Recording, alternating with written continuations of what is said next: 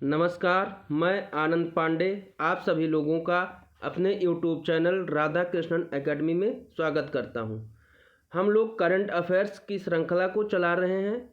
तो आज से हम लोग करंट अफेयर्स की श्रृंखला को क्वेश्चन आंसर के माध्यम से सीखेंगे। तो चलिए हम लोग स्टार्ट करते हैं आज की करंट अफेयर्स। तो आज का जो पहला क्वेश्चन है वो ये है कि हाल ही में पश्चिम रेलवे ने किस राज्य में बाघई बिल्मोरा के बीच 107 साल पुरानी नैरो गेज हेरिटेज ट्रेन सहित 3 ट्रेनों की सेवाओं को अस्थायी रूप से स्थगित करने का निर्णय लिया है? तो इसका जो ऑप्शन है, ऑप्शन ए है पंजाब, बी तमिलनाडु, सी गुजरात और डी झारखंड। तो इसका जो सही आंसर है वो ऑप्शन नंबर सी गुजरात है। तो चलिए इसके बारे में कुछ और जानकारी प्राप्त करते हैं। हाल ही में पश्चिम रेलवे ने गुजरात में बाघई बिल्मोरा के बीच 107 साल पुरानी नैरो गेज हेरिटेज ट्रेन सहित 3 ट्रेनों की सेवाओं को अस्थायी रूप से स्थगित करने का निर्णय लिया है। इस ट्रेन की शुरुआत 1913 में की गई थी और यह गायकवाड़ वंश की निशानी थी, जिसने बड़ौदा की रियासत पर शासन किया था। आंतरिक क्षेत्रों के आदिवासी लोग इस ट्रेन से नियमित रूप से यात्रा करते हैं और यह ट्रेन कुल 63 किलोमीटर की दूरी तय करती है। चलिए अगला क्वेश्चन जो है हम लोगों का वो ये है कि फेसबुक इंक ने अपना पहला अनुपालन अधिकारी किसको नियुक्त किया गया? Option A Satya Nadella, option B Henry Moniz, option C Tim Cook और ऑप्शन डी मार्क जुकरबर्ग। तो इसका जो सही आंसर है वो ऑप्शन बी हेनरी मोनिज। चलिए इसके बारे में और कुछ जानकारी प्राप्त करते हैं। तो फेसबुक इंक ने हेनरी मोनिज को अपना पहला अनुपालन अधिकारी नियुक्त किया है। वो 8 फरवरी को कंपनी के वैश्विक अनुपालन टीम का नेतृत्व करने, अपने वैश्विक अनुपालन और जोखिम प्रबंधन को बढ़ाने और कंपनी में कानूनी और नैतिक आचरण के उच्चतम मानकों को बढ़ावा देने के लिए फेसबुक से जुड़ेंगे। इससे पहले Henry Moniz media company Viacom CBS Inc में मुख्य अनुपालन अधिकारी और मुख्य लेखा परीक्षा कार्यकारी थे। चलिए अगला क्वेश्चन देखते हैं। तो अगला क्वेश्चन जो है वो ये रहा, सऊदी अरब ने कोरोना महामारी के मद्देनज़र कितने देशों से आने वाली उड़ानों पर प्रतिबंध लगा दिया है? तो इसका आंसर है, इसके जो ऑप्शंस हैं, option A 25, option B 30, option C 15 और ऑप्शन डी 20। तो इसका जो सही आंसर है वो ऑप्शन डी 20। चलिए इसका एक्सप्लेनेशन देखते हैं। सऊदी अरब ने कोविड-19 संक्रमण को रोकने के लिए भारत समेत 20 देशों से आने पर अस्थायी रूप प्रतिबंध लगा दिया है। ये आदेश 3 फरवरी 2021 से लागू कर दिया गया है। सऊदी अरब ने कोरोना वायरस पर काबू पाने के लिए यह प्रतिबंध लगाया है। हालांकि यात्रा प्रतिबंध में राजनयिकों, सऊदी अरब नागरिकों, डॉक्टरों और उनके परिवारों को छूट दी गई है। अगला क्वेश्चन है, भारत 2020 लोकतंत्र सूचकांक की वैश्विक रैंकिंग में 2 स्थान फिसलकर किस स्थान पर पहुंच गया?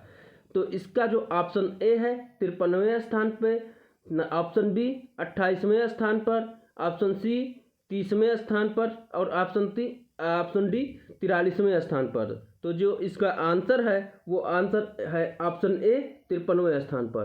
53वें स्थान पर पहुंच गया है खिसक के।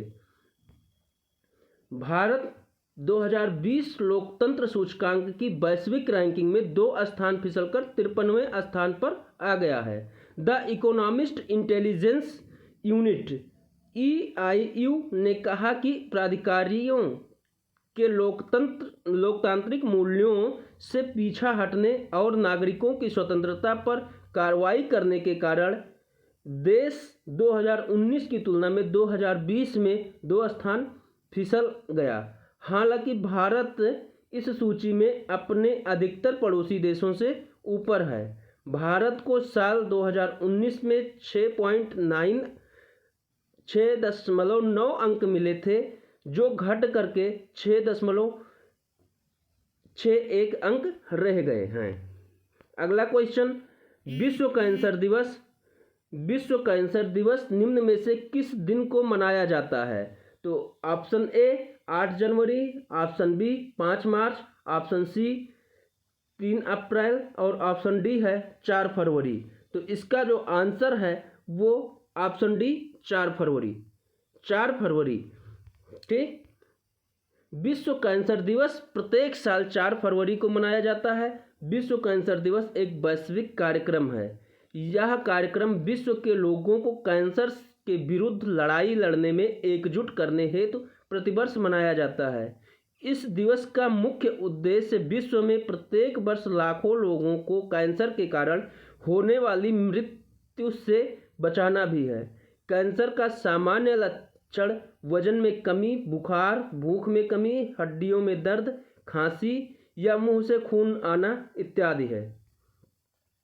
अगला क्वेश्चन है, भारत और किस देश के बीच संयुक्त सैन्य अभ्यास युद्ध अभ्यास का 16वां संस्करण राजस्थान में 8 फरवरी से शुरू होगा? तो इसके ऑप्शंस जो हैं, ऑप्शन ए चीन, option B Pakistan, option C America और ऑप्शन डी बांग्लादेश। तो इसका जो सही आंसर है option C America. Option C America. Bharat और अमेरिका के बीच संयुक्त सैन्य अभ्यास युद्ध अभ्यास का 16वां संस्करण राजस्थान में 8 फरवरी से शुरू होगा। इसका समापन 21 फरवरी 2021 को होगा। यह भारत और अमेरिका की सेनाओं के बीच सहयोग और इंटरऑपरेबिलिटी को बढ़ाने के उद्देश्य से आयोजित किया जाएगा। इससे पहले जनवरी 2021 में राजस्थान में भारत और फ्रांस की वायुसेनाओं के बीच 5 दिनों का अभ्यास भी आयोजित किया गया था। अगला क्वेश्चन है, हाल ही में किस देश ने हांगकांग के निवासियों को अपने देश में निवास करने और नागरिकता प्रदान करने हेतु एक विशेष प्रकार का वीज़ा शुरू किया? Option A Britain, option B Nepal, option C चीन, ऑप्शन डी रूस। तो इसका जो सही आंसर है वो है ऑप्शन ए ब्रिटेन। हाल ही में ब्रिटेन ने हांगकांग के निवासियों को अपने देश में निवास करने और नागरिकता प्रदान करने के लिए एक विशेष प्रकार का वीज़ा शुरू किया। यह कदम चीन द्वारा हांगकांग पर राष्ट्रीय सुरक्षा कानून करने के बाद उठाया गया है। इस सुरक्षा कानून का उद्देश्य भविष्य में हांगकांग में वर्ष 2019 जैसे लोकतंत्र समर्थक आंदोलनों को रोकना और हांगकांग सरकार की शक्तियों को खत्म करना है। अगला क्वेश्चन है, हाल ही में किस प्रसिद्ध इतिहासकार का 81 वर्ष की उम्र में निधन हो गया? तो इसका जो ऑप्शन है, option A Dwijendra Narayan Jha, B Rahul Sachdeva, C Gopal Bhardwaj और डी मोहित झा। तो इसका जो सही आंसर है वो ऑप्शन ए द्विजेंद्र नारायण झा। प्रसिद्ध इतिहासकार प्रोफेसर द्विजेंद्र नारायण झा का 4 फरवरी 2021 को निधन हो गया। यह दिल्ली यूनिवर्सिटी में इतिहास विभाग में चेयरमैन रहे। Professor DN. झा को प्राचीन इतिहास और मध्यकालीन भारत पर विशेषज्ञता हासिल थी। डी.एन. झा ने बीए ऑनर्स की पढ़ाई कलकत्ता विश्वविद्यालय से की थी। इसके बाद उन्होंने पटना यूनिवर्सिटी में इतिहास में एमए किया था। डी.एन. झा ने राम मंदिर विवाद को लेकर एक रिसर्च की थी, जिसमें उन्होंने मस्जिद के नीचे मंदिर होने की बात को नकारा था। अगला क्वेश्चन है, ब्रांड मूल्यांकन के बारे में बताने वाली कंपनी एफ एंड फिलिप्स की ओर से जारी ताज़ा रैंकिंग में किसको भारत के सबसे बड़े सेलिब्रिटी की लिस्ट में प्रथम स्थान प्राप्त हुआ? तो इसका option A Virat Kohli, B Ranveer Singh, C Shahrukh Khan और डी आलिया भट्ट। तो इसका जो सही आंसर है वो है answer A Virat Kohli. Cricketer Virat Kohli 27.77 crore अमेरिकी डॉलर के ब्रांड मूल्य के साथ 2020 में लगातार चौथे साल सबसे मूल्यवान भारतीय सेलिब्रिटी रहे। इस लिस्ट में दूसरा नाम बॉलीवुड एक्टर अक्षय कुमार का है और तीसरे स्थान पर रणवीर सिंह हैं।